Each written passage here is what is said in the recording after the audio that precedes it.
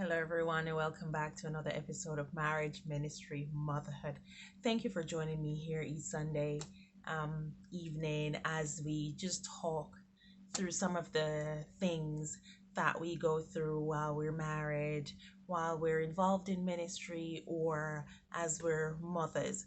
I am Tamara V. Lawrence. I have been married this May 2021 will mark 11 years of marriage, and I've been in full-time ministry exactly 8 years, and I've been a mom for the last 4.5 years to a 15-year-old, and I've been navigating all three.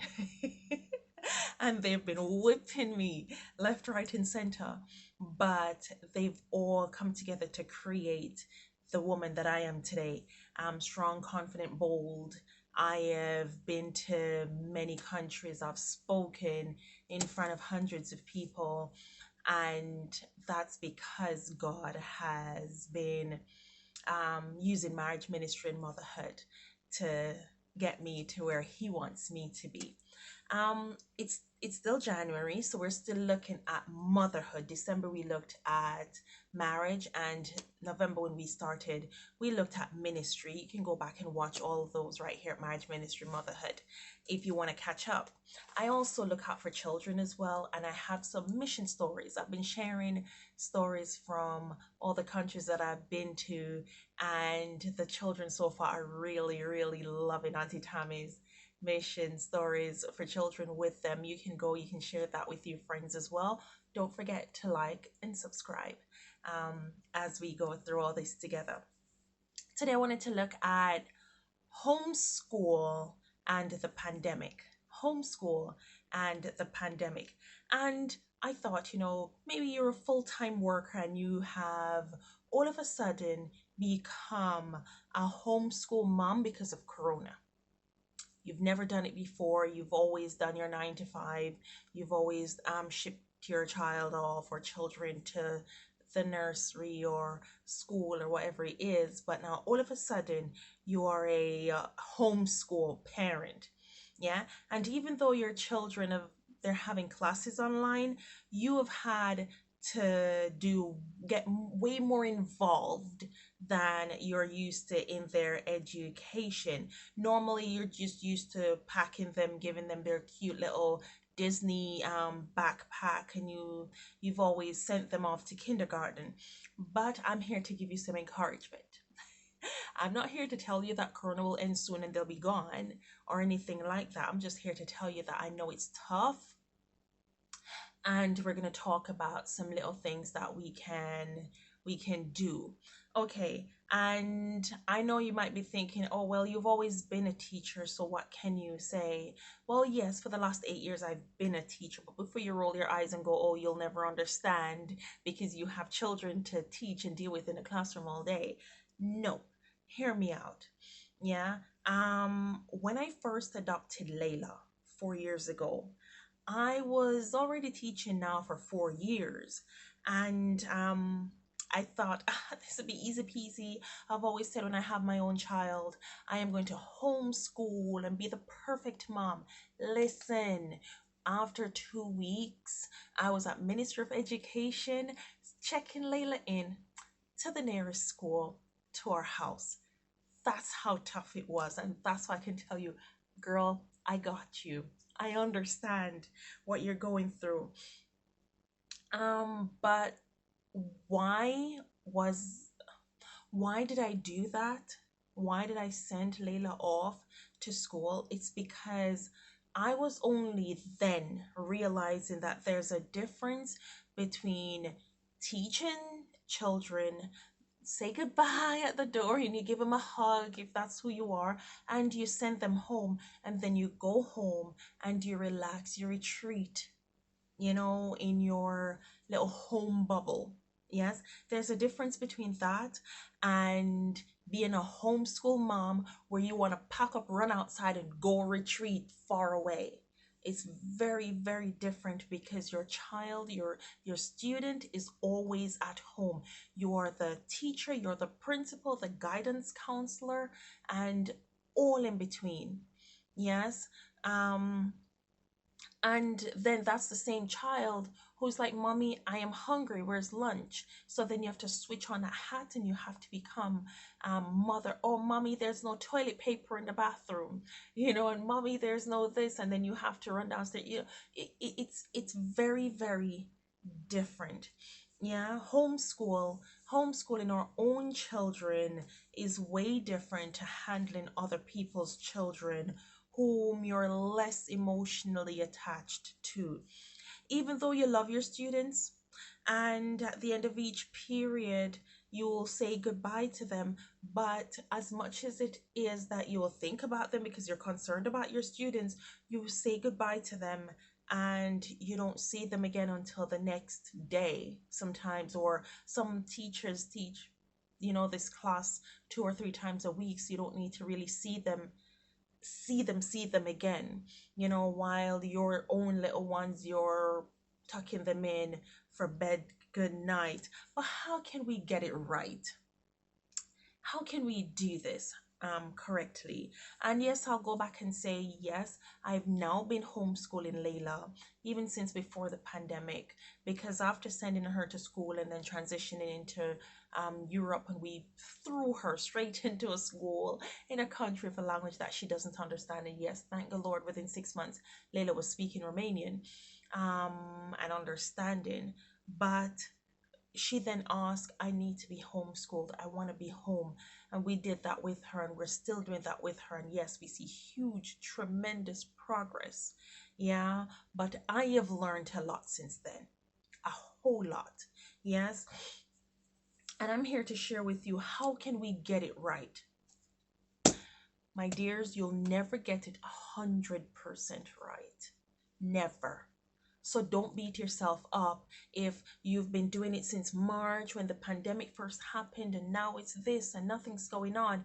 Do not beat yourself up because you could be doing it for 20 years and you have some children gone off to university, and you sit down and you realize, oh my, I wish I had done this and this and this. Yeah, even if you've had one go off, two go off, the third one, you'll still not get it perfectly well, because each child is different and lots of other reasons. But if we remember that the home was the first school, the home was actually established to be the first school. If we remember that, then the way that we approach having our children at home will be different.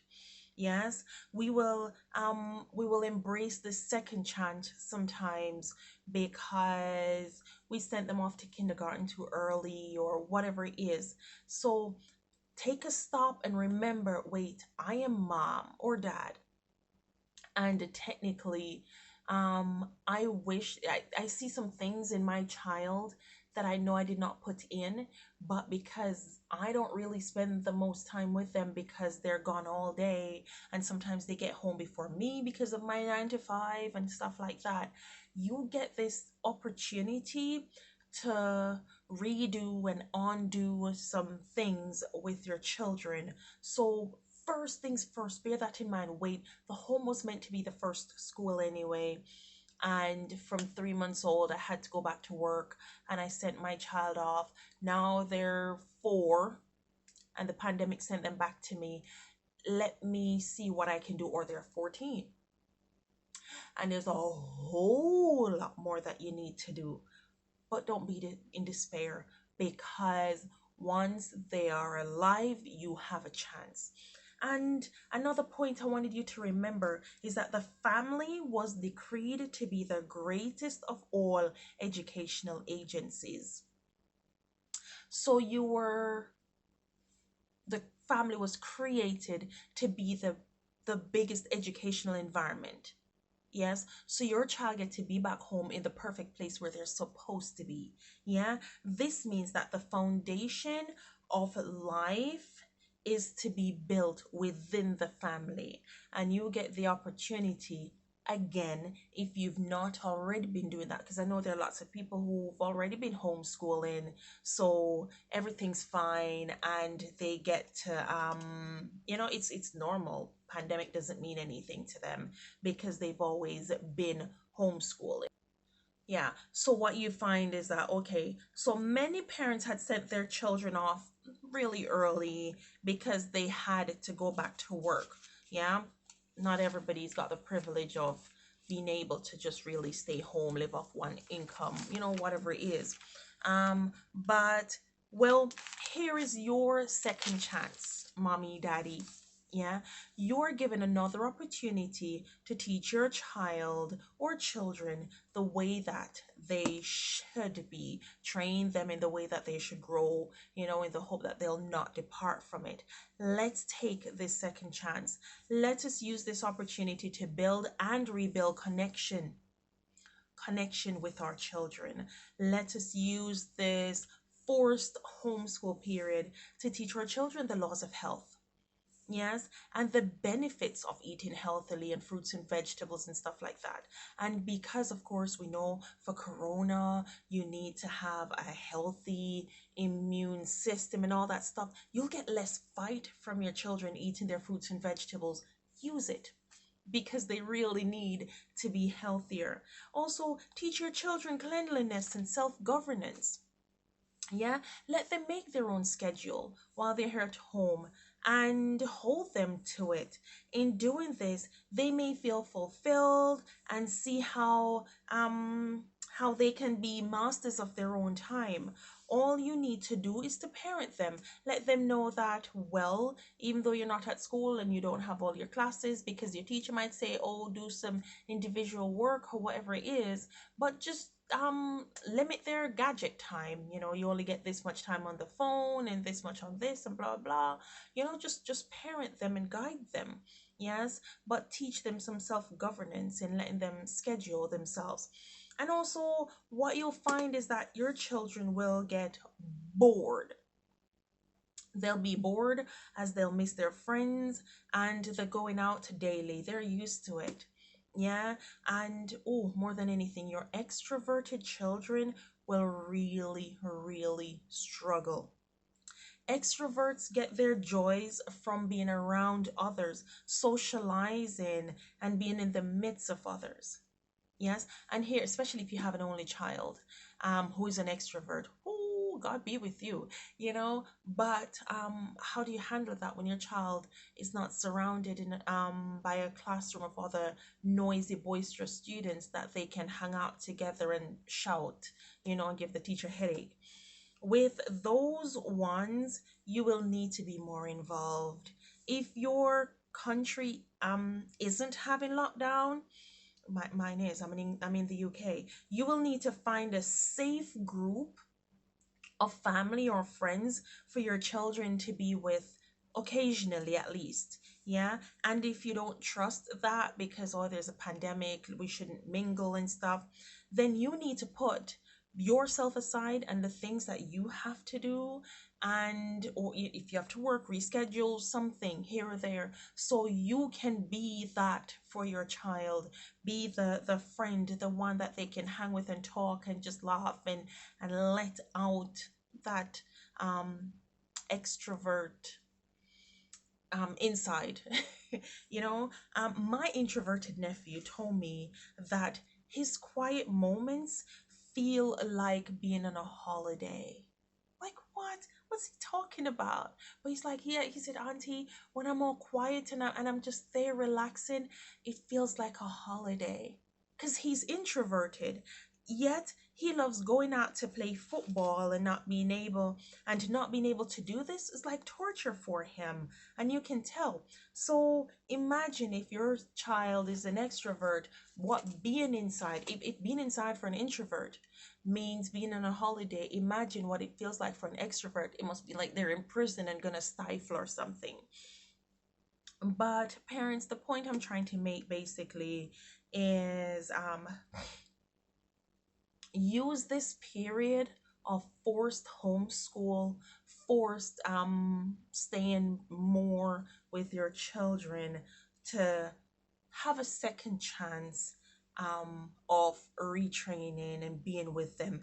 Use this time to start again. I promise you it'll be worth it. And an extra point here, set your schedule which probably have you working while they're having their Zoom classes. And this way you can be available in the afternoons to be with them and to do things with them. Homeschooling for some of us, it's fine, it comes naturally. And I'm going to actually put a couple of videos of how I did mama math with Layla, because don't, yeah, I can add 2 plus 2, but the numbers get a bit bigger than that and it becomes yeah, and you need some, and stuff like that. But I can teach English and all the other stuff, but math does not come naturally. I find that I have to, okay, give me a moment. I get a homeschool book, oh, give me, and I go online and I research. That's what it was, because I've not done math in so long. So we're not all experts, yes, but we learn it. And for those who homeschooling is not a choice, it's because of this pandemic, then just use the time to reconnect with your children and build a secure attachment with them and love on them so that they can handle this, because this pandemic's hard for them as well, because for some of them they're actually really scared. I have had students tell me that they're really scared. So use this time to build with your child and see, and let homeschool time be an actual home school with you and them growing together. And until next week, I'm Tamara B. Lawrence. Don't forget to like, comment, subscribe. Tell me how the pandemic's happening for you. How's homeschool working out for you? How's the, is it tension with your 16-year-old? What's going on? Let's talk about it as we navigate this period. Thank you, and I'll see you all next week. Bye.